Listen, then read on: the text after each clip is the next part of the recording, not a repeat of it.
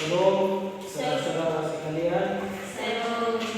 Sebelum kita mulai ibadah kita di sore hari ini, kita memuji Tuhan dengan lagu Tuhan Allah. 1, 2, 3. Tuhan Hadir pada saat ini, hai semua sujud di sini.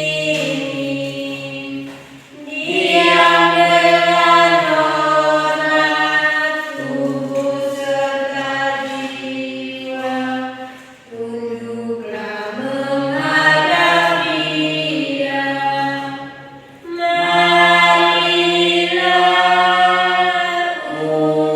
umatnya, hatimu serahkan dalam kerendahan. Mari kita berdoa. Tuhan Yesus, terima kasih yang bersama kami mulai ibadah kami. Kiranya Engkau hadir di tengah kami akan boleh mengawal ibadah kami dan akhirnya yang baik. Namun sebelum daripada itu kami juga berdoakan kini tiba saatnya kami akan membaca firman Tuhan-Mu untuk akan mendengarkan bersama-sama. Namun daripada itu kami mengundang Engkau hadir di tengah-tengah kami, masukkan hati dan pikiran kami, sehingga firman yang kami dengar boleh kami simpan di hati kami dan kami lakukan dalam kehidupan kami hari bersama. Terima kasih Tuhan Yesus, dan dalam nama Tuhan Yesus Kristus kami berdoa. Amin. Baik, firman yang saya pilih bagi kita semua pada sore hari ini terambil dari surat Paulus kepada jemaatnya yang di Roma, pasal 12 ayat 1 sampai 8.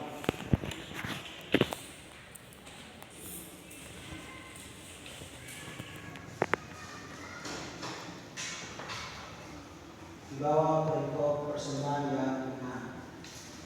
Karena itu saudara-saudara, demi Tuhan Allah, aku menasihatkan kamu supaya kamu mempersembahkan tubuhmu sebagai persembahan yang hidup, yang kudus dan menyenangkan kepada Allah.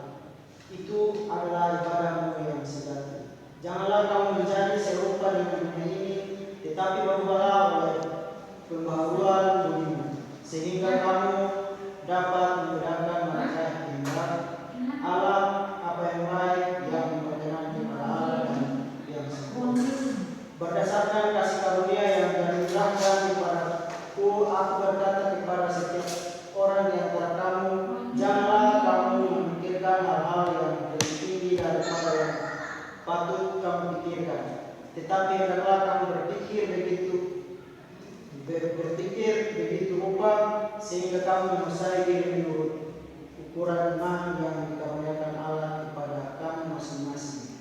Sebab sama seperti pada satu tubuh kita mempunyai banyak anggota, tetapi tidak semua anggota itu mempunyai tugas yang sama.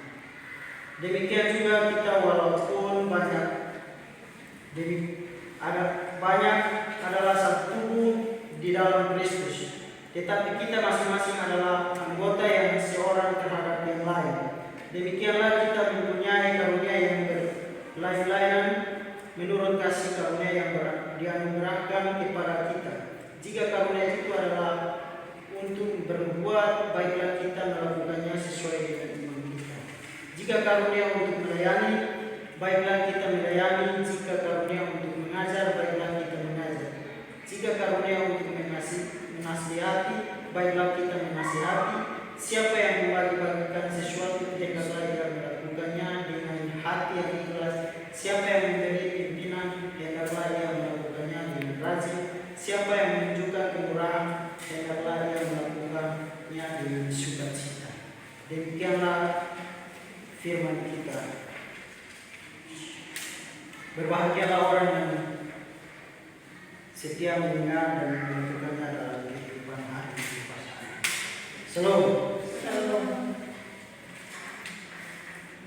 Tema yang saya pilih bagi kita pada sore hari ini yaitu persembahan yang hidup. Saudara-saudara sekalian yang dikasihi oleh Tuhan kita Yesus Kristus, berbicara tentang persembahan yang benar, pasti kita semua anak-anak muda yang ada di sini pasti kita sudah tahu apa yang firman maksud dalam pembacaan kita sore hari ini. Coba saudara-saudara perhatikan ayat yang pertama itu. Itu dia menekankan supaya kita mempersembahkan tubuh kita sebagai persembahan yang hidup. Terkadang kita sebagai anak-anak muda, kita salah mengartikan persembahan yang benar kepada Tuhan itu seperti apa. Kadang kita memikirkan kalau persembahan yang benar kepada Tuhan itu harta maupun hewan yang sangat besar. Tapi Tuhan tidak membutuhkan itu. Tuhan membutuhkan persembahan yang benar kepadanya adalah persembahan tubuh kita sendiri. Jadi surat Paulus menuliskan surat ini kepada jemaatnya di Roma untuk mempersembahkan tubuh mereka sebagai persembahan yang hidup. Karena sekarang bukan waktunya untuk terlena, melainkan waktu untuk sadar dan berhati-hati.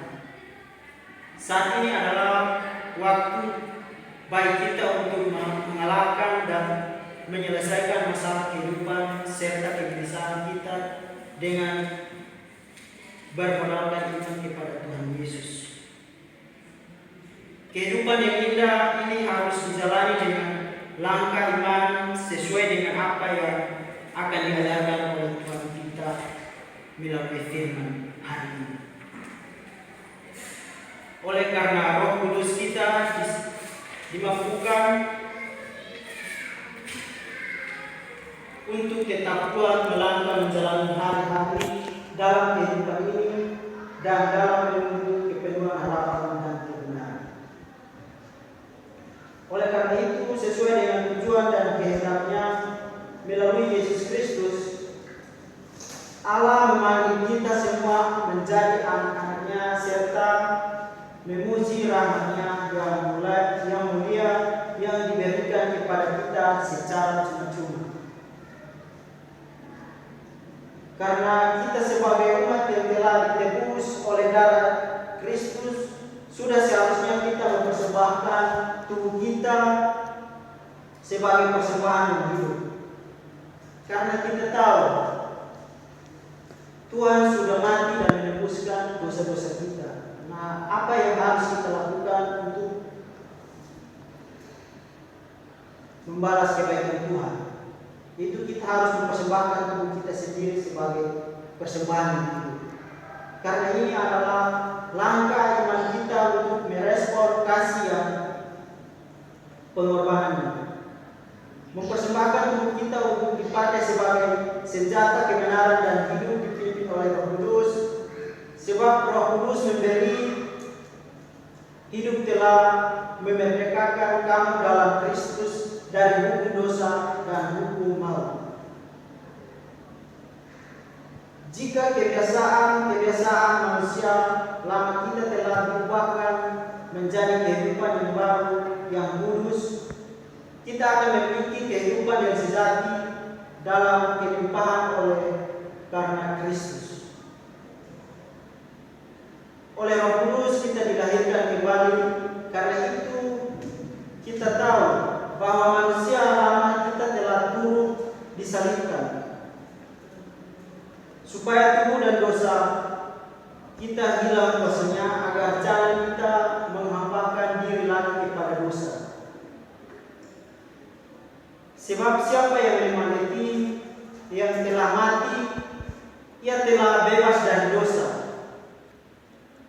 Dengan demikian kita telah dikuburkan bersama-sama dengan Dia oleh baptisan dalam kematian, supaya sama seperti Kristus telah bangkit dari antara orang mati untuk kemuliaan Bapa. Demikian juga kita akan hidup dalam hidup yang baru.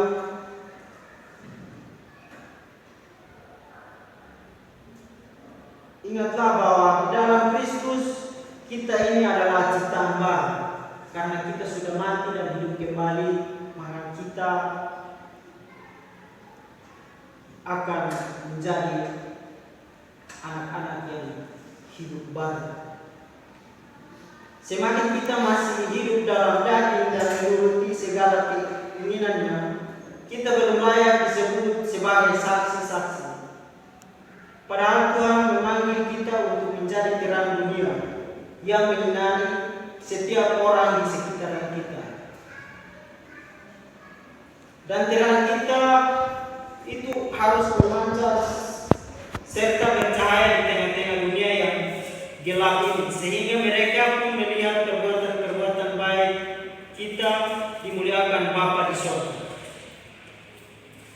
Jika perbuatan baik kita tidak bisa dilihat oleh orang lain, bagaimana kita bisa menjadi terang bagi mereka? Maka itu kita sebagai anak-anak Tuhan, kita harus mampu menunjukkan perbuatan-perbuatan yang bisa menyinari orang-orang di sekitar kita. Disitulah kita akan mampu menjadi terang yang benar-benar terang.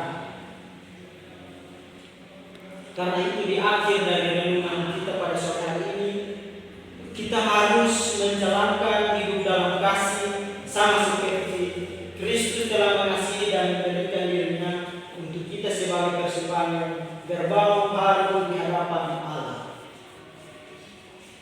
Amin.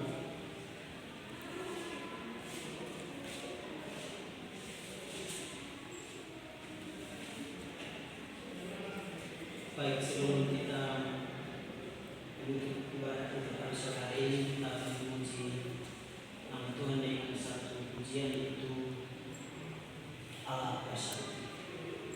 1, 2, 3. Allah bersama melakukan segala perkara.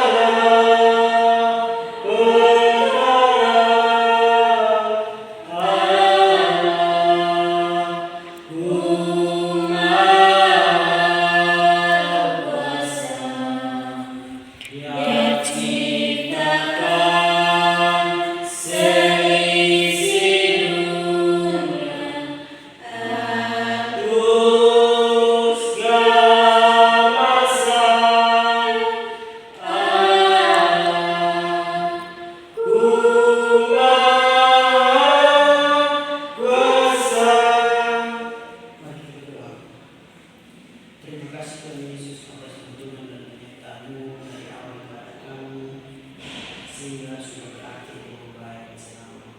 Terima kasih Tuhan Yesus atas firman yang telah kami dengar ini, boleh kami simpan di dalam hati yang benar, sehingga kami boleh mampu melakukannya dalam kehidupan kami hari bersama Tuhan Yesus. Tuhan Yesus yang baik, pada sore hari ini juga kami mendoakan semua ini dengan yang kuasa mereka dalam tugas dan dalam mereka masing-masing, sehingga apapun yang mereka doakan ini mendapatkan oleh mereka yang baik. Terima kasih Tuhan Yesus. Haleluya. Amin. 1, 2, 3.